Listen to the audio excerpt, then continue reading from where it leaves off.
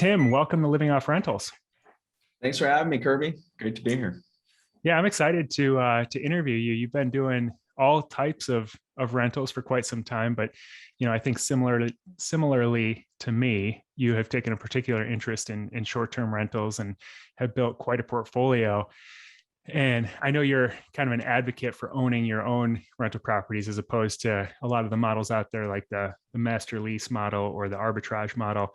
And I'm kind of similarly in that boat. I think there's a lot of advantages to that. So I also think you're unique in that right now I'm talking to you in Colombia, and so your properties are in the U.S. I believe, right? All of them are in the U.S. Yeah, all my short-term rentals, anyways. Yeah. Okay.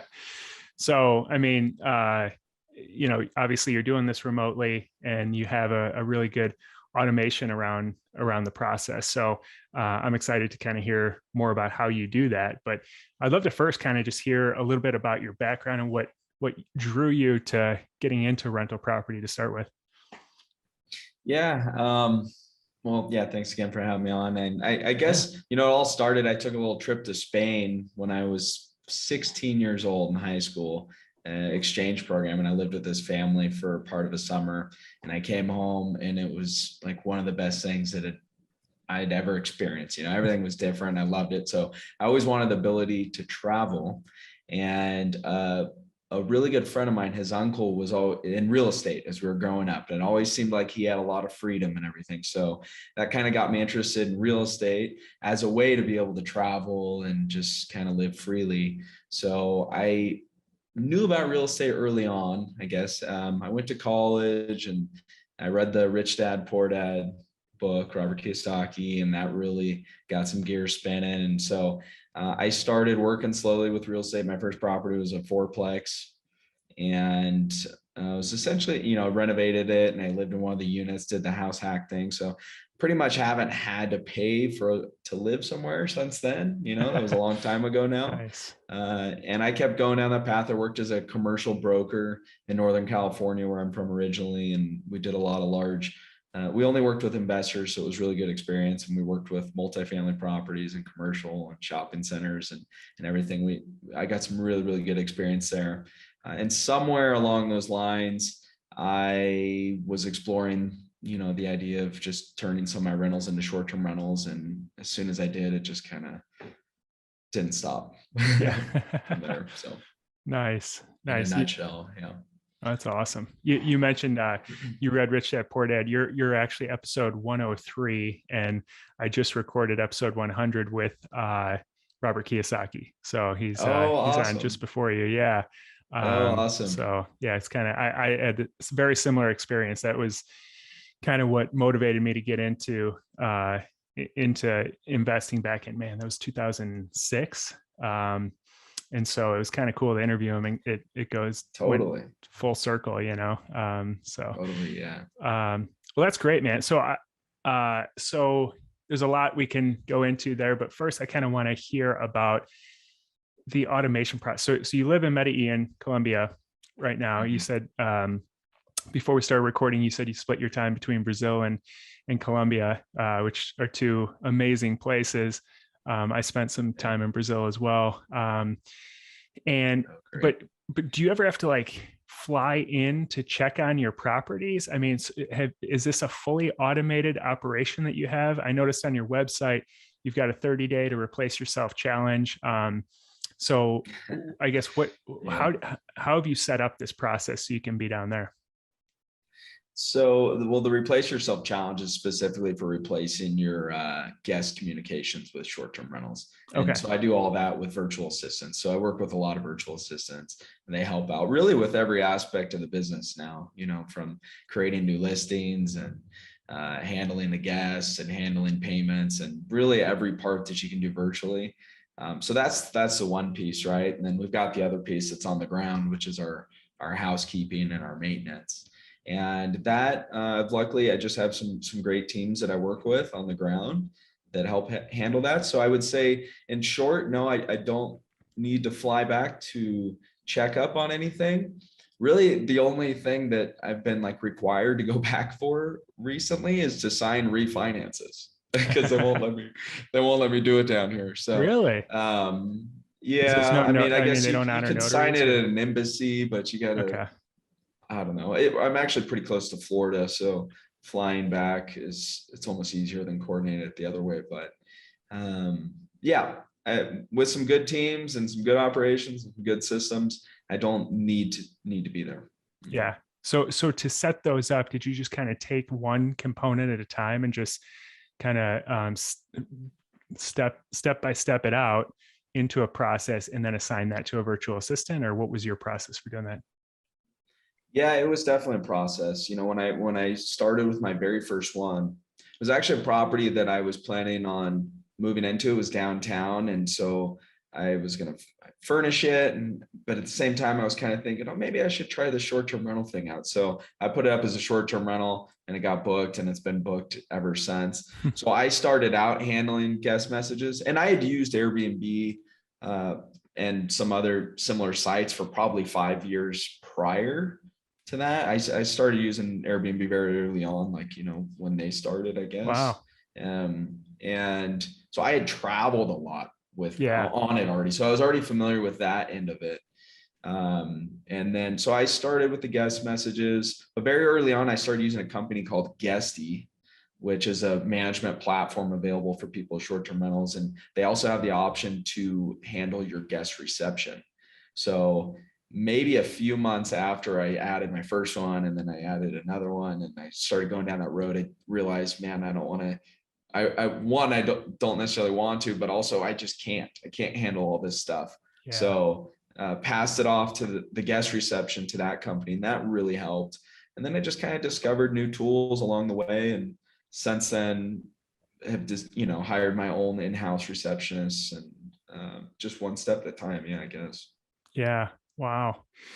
So going back then to, you mentioned the first property you bought. What year was that? The very first property I bought was in 2010. Okay. Yeah, so I guess a little over 10 years ago. Wow. Okay. And And that's the one you started with Airbnb. no. I was doing long-term rentals for Okay. about 5 years. I think I started my first short-term rental 6 years ago. But Okay. as soon as I did, I just realized how much quicker I can grow my portfolio with the incomes from short-term rentals. So I really switched my focus, and then I started looking for properties that would specifically work for short-term rentals. And then it just kind of was allowed me to scale a lot quicker. Okay. So if we can kind of talk through your progress then. So you bought your first one 2010 long-term rental. How many did you buy before you started that first short-term rental? I think I had 12 units, Okay. 12 long-term rentals. Okay. And this was I'm from Sacramento, so I started investing there. And so there's a couple fourplexes, and one of those fourplexes, I turned one of the units into a short-term rental. The one that I was thinking about moving into, that was kind of downtown, and I had remodeled it, and it was just how I wanted it to be. And it just booked up immediately and stayed booked, and for really good prices. So then I'm like, well, shoot, I've got 3 other units in this building. So I started converting the other ones. And then some time after that, the prices for me in California, the numbers just weren't making sense. So I started looking for other markets, and I went to quite a few states, and I kind of landed on Memphis. And so I found an 8-unit apartment building in Memphis, and I bought that with the idea of it had all long-term tenants in it.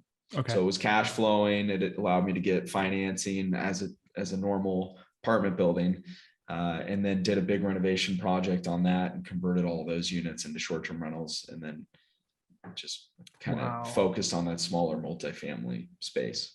Okay. Okay. So something like that, I think a lot of people are interested in like converting, getting those economies of scale and doing like a small multifamily and converting them to single family. So what were the rents, if you remember, what were the rents previously as a long-term rental? And then how did it change? Like, what did you have to invest into it? And then what were you able to rent it out for afterwards? Yeah, so this property in particular was a project. I mean, it, Yeah. it was a definite project, and I don't recommend, like, if this, I wouldn't have done it if it was my first one, you know. Yeah. But it needed a lot of money. It was a historic project, and the rents were very low. I would say it was a Class C property and a Class B, B plus neighborhood, very close to entertainment and stuff like that. Nice. So it was grossing, gosh, it was so low. I don't know, like 45,000 a year or something. There were a bunch of Okay. small, it was like one old large home that got converted into 8 units. You know, Wow. like they do in a lot of midtown areas that have kind of grown out of downtown. A lot of the old big homes got chopped up into smaller places. So It's now like four to it's, 500 bucks a month, basically, is what the rents yeah, are. Yeah. because there's Okay. 2 studios in there. There was 5 1 bedrooms and there was 1 2 bedroom. So the Okay. studios were renting for like $400. You know, the 1 bedrooms were renting for, you know, 400 to 600, and maybe the 2 bedroom was 700, something like that. And now those studios that were renting for $400, whatever. I'm averaging like $2,500 a month per studio, and then the 1 bedrooms are around the same, and the 2 bedroom can do a little better. So the whole building after occupancy and stuff, you know, it's grossing well over 200,000, and Wow. and it's Quadrupled then. netting a lot as well, because we have the economies of scale there. It's really nice. You know, it makes housekeeping a lot easier. You have one internet connection. You've got, you know, it just makes a lot of things easier, I found. And I also found along the way that I preferred kind of these small units because they had less parties and guests stayed longer and stuff. Although uh, you can do short-term rentals at any range. I mean, the giant luxury places can do extremely well, and so can a tree house out in the forest. You know, Yeah. so Yep. there's a lot of ways to do it, but for me, this is what I'm leaning towards Yeah. still. Yeah.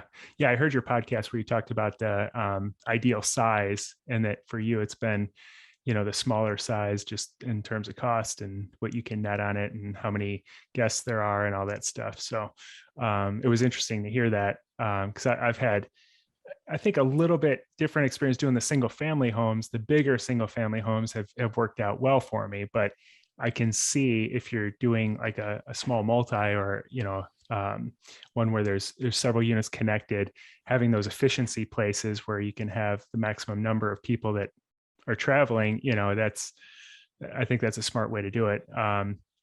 So when Mm. you were done with that project then, and for those who aren't real familiar with the way financing typically works for a multifamily, it's all based off the NOI. The value of the property is based off your income minus your expenses. So obviously you increase the value substantially. The gross cash flow is 4 times, but I'm sure the value was probably more than that. So were you able to find a bank then to refinance you at that rate, or how did a bank approach a deal like that? Because it's kind of Yeah. unique. Yeah, and every lender is going to approach it differently. Yeah. I so this was with the smaller local commercial bank.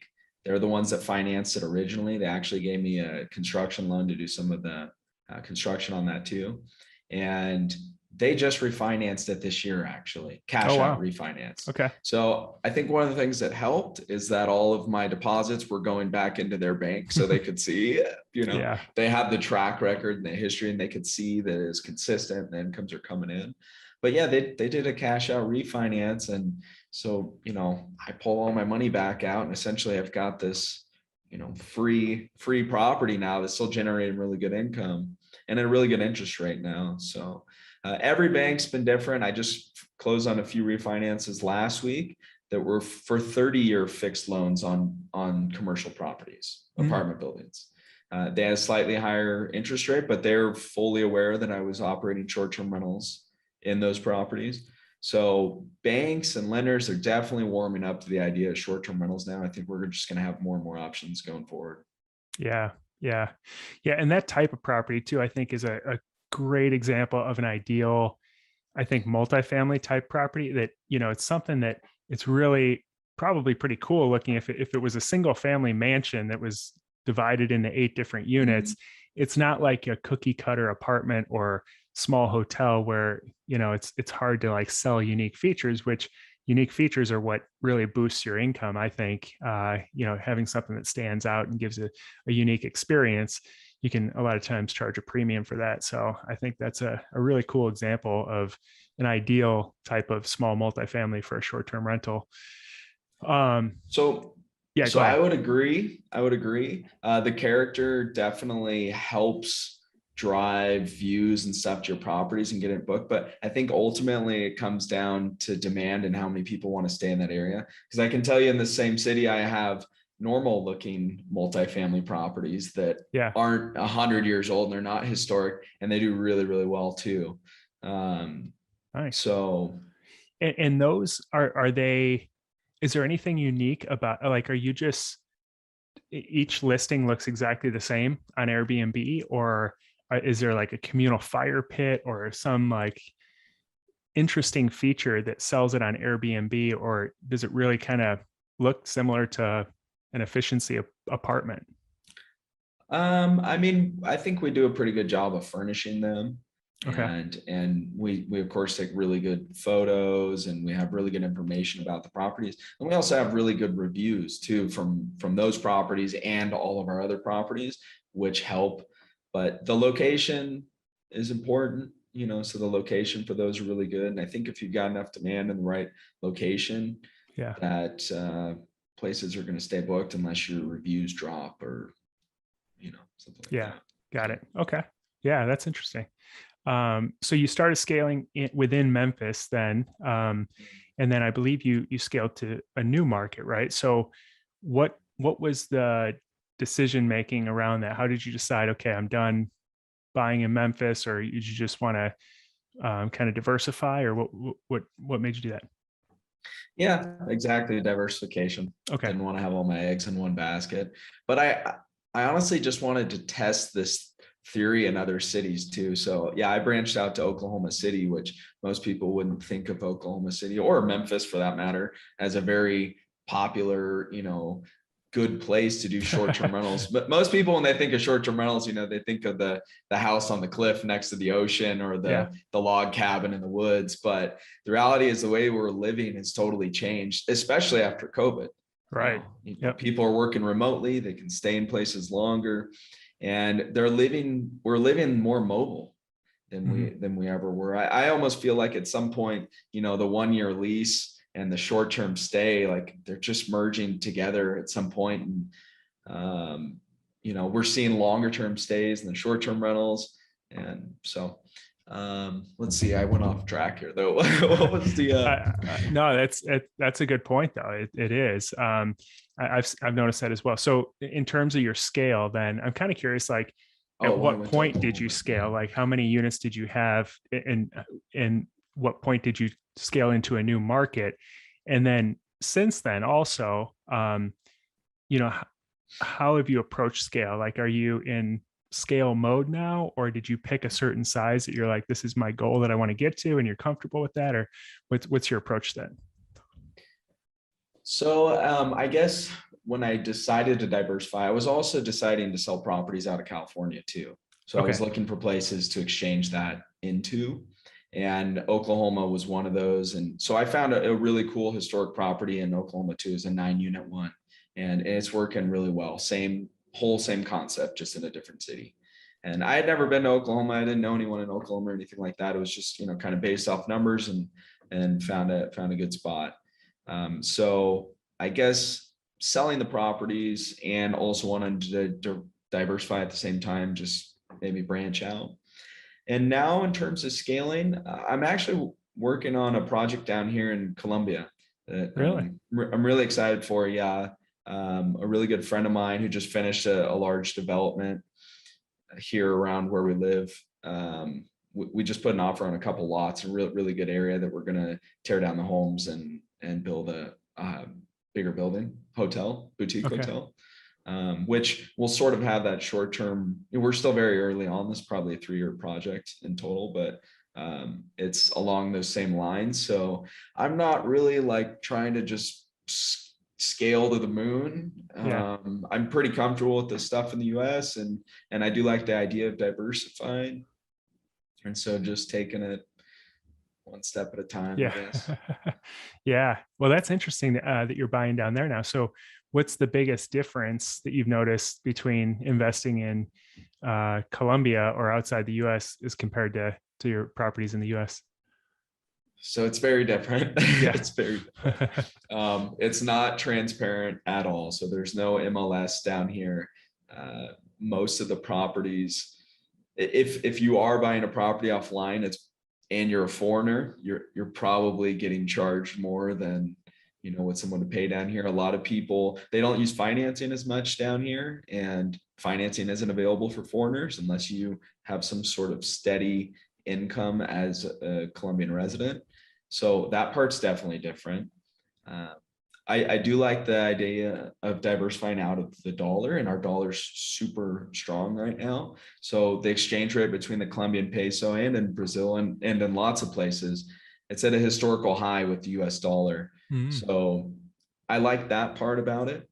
Um, I've been coming down here for, I guess 6 years now, and I've seen how this city has grown. And I've also traveled to a lot, over 70 countries. I've lived in quite a few cities, and I believe in this city. I don't know. Yeah. I've seen how it's grown, and my buddy's project that he just finished is really promising.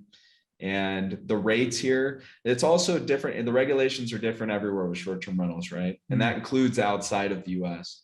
So it's very different here, and there's not a lot of places that are legally allowed to rent short-term rentals here, because most of the properties are in high-rise sort of condominium buildings in this area where we're looking to develop.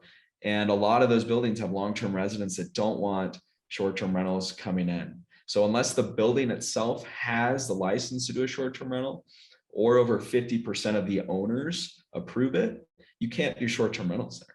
So there's a huge demand of people coming down here as they realize that Colombia is not what it seems like it is on the Narcos series. Yeah. And so rates are really high here. You'd be surprised. Like, it's really expensive to rent furnished rentals here. Mm. And we're in a valley in Medellin here. There's not that much more space to build. So I think it's one of those demand and supply things that hopefully works out pretty well. Yeah. That's really interesting. Do you know Danny Rustine by chance? He wrote the book Optimize Your B&B, which is a really popular short-term rental book. But he spends a lot of time in Medellin. He was on my podcast, I think right around episode 70-ish or 75. And he did the podcast episode from an Airbnb in Medellin or Medellin, however you say that. And so he shared some similar insights to what you're talking about as well. So I thought maybe you guys had connected down there, but yeah, that's really interesting. So you're actually it's going to be licensed as a hotel then. You won't have to have a special short-term rental license because it will be zoned as a hotel. Yeah, they have the lots down here have like 3 different ways of zoning. There's basically one type that says you pretty much can't do anything. The other's like you can do about half the things, and the other is you're pretty flexible. And so there's actually 2 lots that we're buying. It's still not, and we're very early on, so I don't want to jinx it. But if this one doesn't work out, we'll end up doing something else, I'm sure. Yeah. But this lot in particular has the most flexible zoning. So we can build a hotel there. We can build apartments there. We've already talked with the city. It has licensing for 2 commercial places like restaurants, and so it can kind of pull in a lot of those pieces that people living maybe not short term, but maybe not long term, kind of in the middle, extended stays, I guess. It could incorporate a lot of those pieces. I see. Got it. Okay. And I'm always interested to learn how people evaluate a deal or what makes a deal for them, because it's evolved for me a lot over the years, for sure. Like what I would take on as a deal initially is very different than what I would take on now, having two kids and Mhm. a cash flowing portfolio. And, I just am not interested in doing some of the things that I was willing to do early Right, on for right. the same return. So for you, what do you look at when you're evaluating a deal now that you've kind of built a portfolio and it's supporting you? And so if you're going to take on a new deal, like, is it cash on cash return? Is it like, what are the features that you're looking for? So yeah, in the US, I look at cash on cash return, but a big thing that's also changed for me in what I look for in a good investment is amount of time involved. And so, like that first example that I gave, the 8 unit that was a huge project, I Yeah. wouldn't do that one again, Yeah. even though it's working out really, really well. Unless I should say I had a team already in place that was experienced in construction. I don't have that at the moment. But so for me, a big thing now is time. But then it comes down to the cash on cash. And in the US, I'm looking at the rents. So all the short-term rentals I've acquired in the US, I've always underwritten them as long-term rentals first. Okay. And I really like that as a backup plan. So all the properties I've acquired have been cash flowing from the day that I bought them with long-term tenants, and then I converted them over afterwards. So I like that as a backup plan because if regulations changed or, you know, I'm really bullish on short-term rentals. I don't see them slowing down, but if Yeah. for some reason they did and I just couldn't do it anymore, I could still go back and I still have a sound investment. So I guess those are the biggest things for me, just making sure that it does cash flow and that it fits whatever amount of time I want to put into it. Yeah. Okay. Yeah, that makes sense. And that's a great point about the, I always call it the insurance policy of having the long-term rental play available to you. Cause some of these people are buying Yeah. luxury Airbnbs that are great. They can bring in 20 grand a month, but Mhm. if something turns or another worse COVID happens where they're shut down for 6 months, that's a pretty Yeah. hefty expense line item to carry. So Right. Right. that's smart. Um, what's the percentage of bookings that you book directly compared to the OTA sites like Airbnb or VRBO? Mhm. I think we do maybe like 6 or 7% direct, Okay. maybe slightly higher now that we're doing some longer term stays in those. But I actually don't do any marketing for direct booking. The only thing that I have is in the properties, I have a magnet on each fridge that says, book directly through us and you'll Got get the it. best rates. So that's where all that 6, 7, 8% of those people are coming from the most part, or off our website. But we don't do any sort of SEO with our website or anything like that. Now, having said that, if I did have one of those luxury vacation rentals that was making 20,000 a week, I probably would put more money into marketing it because while those properties are more potential to get further out bookings. A family Mhm. comes and stays and loves it and they book right away for the following year. Unlike the properties that I'm doing, they're a little more of a commodity, I guess. So the calendar's not booked up as far out as maybe some of these really nice or unique rentals, short-term rentals. Yeah, got it. Yeah, I'm the same way. It's mostly just repeat guests that I book directly, but I'm always curious because I hear some people talk about doing most of their bookings direct, and I always wonder how they screen. And maybe it's Mm-hmm. the luxury market automatically screens out some of the rougher crowd just because the price point's so Mm-hmm. high. To the point. So that could be it. But yeah, I'm the exact same way. I'd rather have the screening mechanism in place of using an OTA and not have to put money into marketing. And I think that's a Yeah. great point. So There are some cool tools that have popped up now for screening. And there's one that I started using recently for our direct bookings. Actually, anything that we take outside of Airbnb, we send every guest a check-in form, has them verify everything. mm, And if their stays over 30 days, we automatically send them a lease agreement. And through Sign Now is the name of the application. It's really cool. It integrates with our management software. So it's automated as well. wow. And that's, I guess, one extra step because, yeah. And then we do deposits, of course. but there are some other tools I can't remember off the top of my head that are specifically for screening guests, and I believe that they will integrate with different platforms and stuff. So Okay. wish I had the name, but Yeah. Yeah. I have to look into that.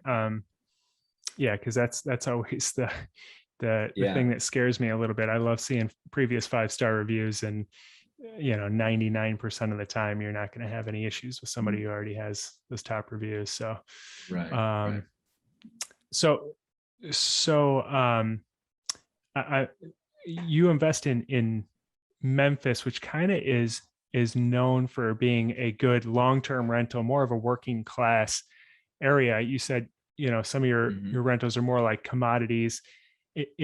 Are you in really working class areas, or are you in sort of higher end parts of Memphis?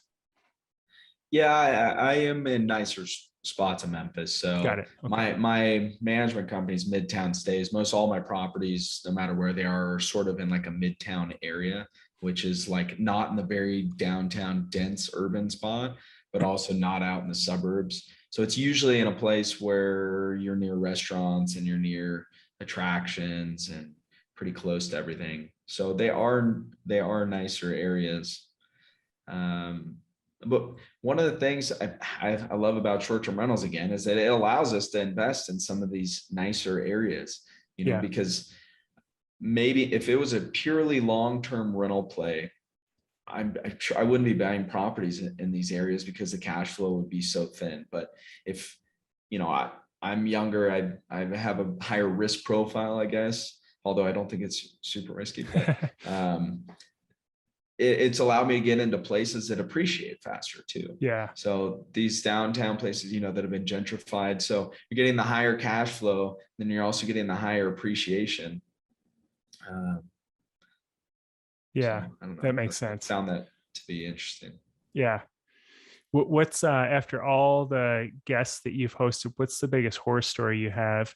And how often would you say you have a challenging guest, like one out of how many? Good questions. Because I think So this we've is like the had, pushback I always get from people when I talk to them about short-term rentals. Oh, it's just going to be a party house, and it doesn't happen a lot, but I am always curious it, what the biggest it, one is. it doesn't happen a lot. And I think we've hosted like over 18,000 guests now. So Wow. it's like pretty much everything's happened, but that's a lot of guests, and Yeah. nothing that's ever deterred me from wanting to keep investing in short-term rentals. So let me Yeah. just preface it by saying that we do have difficult guests. I would say the worst time we had that was probably during COVID, because we switched from previously never allowing local residents to book our properties to only essentially having local guests because of COVID restrictions. People weren't traveling from really far away. So the reason um, we didn't rent to local guests before is because usually if they're leaving their place in the same city to go do something somewhere else. Usually it wasn't to have a party or something like that. Yeah, exactly. Yeah. So we switched, and we still accept local guests now, but we just put more processes in place. We view their profiles better. Our receptionists do a really good job of just making sure that if anything's fishy, we don't accept the reservation. So we have had some crazy guests. We've had some parties. I would say, we've never had like the worst thing we ever had stolen, I guess, maybe a TV. We've had a few TVs stolen, random things stolen, Yeah. toasters, stuff you would never think that someone would steal, Yeah. but it Yeah. happened. I would say the scariest thing that probably happened was, and I was traveling. It was luckily it was all handled and it had a good ending. But someone was staying in one of our properties that decided, or they attempted to commit suicide, Wow. and they slit their wrist, and they kind of stumbled outside of the property, and they were in the front. One of the neighbors saw and called the police. The Wow. ambulance came and they took them away. Luckily, they survived and everything. I would say that's maybe like the scariest thing. but it wasn't actually, I mean, it was something that the police handled on their own. There Mhm. wasn't too much we could do about it. Had we saw first, then we would have called. But guess that's the the scariest thing is Yeah. probably. Yeah. Yeah, and they do. I heard somebody else say that it's like 1 out of 100 is what their general consensus was in terms of really bad guess. And I think I've had about that same number, Mhm. as long as you're screening them regularly. But like you said, if you start allowing locals and you don't have any screening in place, and every one of those factors just ups your chances of having a bad guess. And obviously the scammers out there are going to prey on the hosts that just don't care. They're going to Yeah, look for the low hanging fruit. So right. just implementing a few features to screen them, I think, helps a lot. And exterior cameras now can really prevent all parties, really. I mean, if you have an Yeah. exterior camera on your entry door to your property, or all of your entry doors, we're allowed to have cameras on the outside as long as we disclose them. We can monitor how many people go in our properties. So the locks that we use integrate automatically with Airbnb. So we provide unique door codes to every guest. That's also another layer of protection against a guest coming back, or breaking in or something. But that program will notify us when the guest checks in for the first time, so we can check the video cameras and see how many people went into the property with them. And if the Mm, reservation was for 2 people and they go in with 8, well, then we can we can get on that right away. But yeah. luckily that doesn't happen too often. Or if they go in with pets or something that just wasn't allowed. So exterior security cameras can really, really help too. And what program do you use? The locks that we use are from a company called Lock State or Remote Lock. Okay. And they have a really good platform that integrates with our management software, but also integrates directly with Airbnb. Oh, wow. Okay, And cool. then there's a whole bunch of different security cameras Yeah. now available. Yeah. Yeah. I've been using the Nest, all the Nest products, the thermostat Mhm. and the locks and all that, just because it was easy to have it all on one app. I can just Right. scan between the properties. But as I scale more and more, I'm finding it's a lot to track. So, it'd be cool to have like a camera that notifies you this is the first time someone's showing up. So you can just like check that out, as opposed to one that notifies you every time they walk in and you Yeah. got 1,000 notifications popping up. So, So it's um, actually our locks are notifying us of when they oh, okay. first use the digital code, Got it. and it sends to our like central inbox, and then they can check the cameras from there, so they're not Ah, monitoring them all the time. But interesting. uh, no, Yeah. a lot of the smart tech is fabulous, but a lot of it is not designed for a big scalable, Yeah. like the smart routers and stuff. There's like only, it can get a little complex sometimes, but Yeah. And do you have your VAs then help you monitor some of that stuff too? yeah, pretty much everything. That's great. Everything. Yeah. I guess everything that's involved with a guest or payment or our short-term rental, talking with housekeeping, maintenance, uh, everything. Yeah. Yeah, they're And fantastic. that's one of those things that, like, I mean, as I'm talking through it, I need to work on that myself, because I've got, like I said, everything's on Nest and I've got notifications popping up. But I could pay someone, especially overseas VA. They don't even have to speak English. They could just monitor the cameras for a few bucks an hour. That's a Mhm. very um, not a costly task that could be outsourced. And it's just something I haven't done. So I you know, I, Yeah.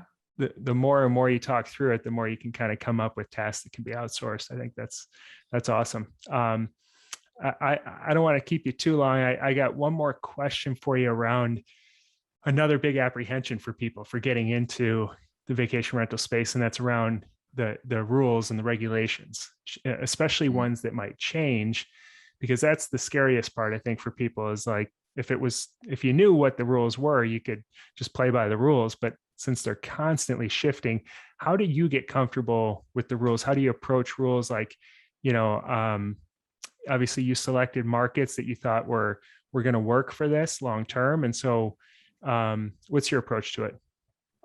Yeah, that's a big piece of it, right? Um, And so after I've found a place where I feel like there's good opportunity with real estate, that's the next step. If I'm going to be doing a short-term rental, and that can make it or break it. Some cities are just really strict. And that was the reason that I started looking outside of California initially, because they just changed their laws, and all of a sudden I was doing something that had no regulation around it. And then the next day it's illegal. So that's a good question. I found that the cities that are more landlord friendly in general tend to be a little more friendly towards short-term rental regulations as well. You have states like Arizona and Tennessee that they actually banned the banning of short-term rentals statewide. So they said it doesn't mean cities or neighborhoods can't regulate it, but as a whole, they're pretty open to it. And Yeah. I think one of the things I was listening to an interview with Brian Chesky, the CEO of Airbnb, last night, and he was talking about how before COVID, cities, there was more pushback against Airbnb because they had too much tourism and there was places in housing shortages, and now they don't have enough tourism. And so Airbnb is like the largest hotel taxpayer in the world, or soon to be. They've paid billions and billions of dollars to cities for something that city, they didn't have to create any sort of new department. They didn't have to hire any new employees. All they had to do was link up with Airbnb, and they're getting a cut of all this income. So a lot of these cities are getting a lot of revenue from this. And I find it hard for a lot of them to say, oh, we're going to turn that off now. Yeah. So that's one piece of it. I would say that just being in a place that's landlord friendly is the other. Ideally, you can be in a place that already has rules set up so you can get a permit and that what there is. If you go into a market that doesn't have rules set up, then there is going to be more risk.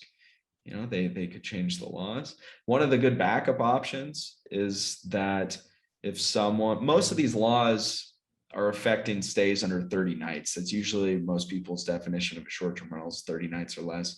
So if it's over 30 days, you don't have to worry about that. So if you're in a place where you think there's good potential to have longer term stays, then that can be a good backup option for you too, if you're in a market that doesn't already have rules set up. Got it. Yeah. All really great advice. That's awesome. So you teach something called the REST method, and I believe you do events, right? As well. So can you kind of share a little bit about that, and if somebody was interested in hearing more about it, where they could go? Yeah, totally. I was getting a lot of questions when I moved out of the US, I guess, and people were like, how are you doing this? So Yeah. I started a podcast a couple of years ago, short-term rental riches, and that's on all the platforms.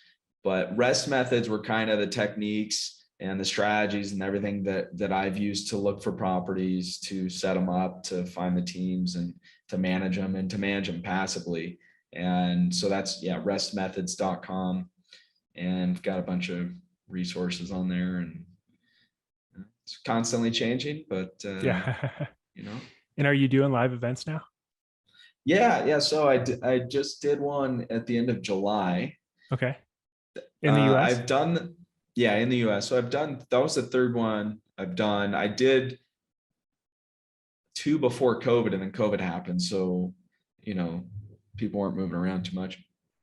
And I think I did it in Memphis because we go through some of my properties. So we're in a hotel for a couple of days together, going all over all the things that I've learned, but then we go through some of my actual properties too, to kind of see how it's working in action. But I think I'm doing a virtual event soon too. So I do a 1 or 2 of those a year, and then probably just 1 live event a year going forward.